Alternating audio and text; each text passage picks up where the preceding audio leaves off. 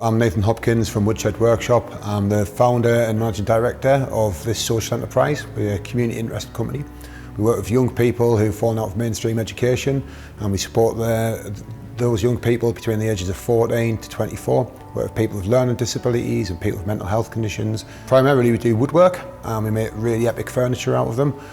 We try to teach people workshop and employability skills. So a lot of young people's experiences are limited to the area that they come from, and because there's not a lot of facilities or services in these, they can be quite narrow. So really, WoodShed try to broaden those horizons. And we've worked with DurhamWorks on a number of occasions. We, first of all, have taken a few young people on work experience that have been through DurhamWorks. It does make us feel good to be able to offer this opportunity, and you know, that's all we can do for young people, is offer them the potential and the opportunity for them to have another goal. And there's always something special about helping these guys in this moment in their life to develop. If any employer can give them an opportunity, you know, that just has a greater benefit for everyone from this area. It's always about planting a seed for the future.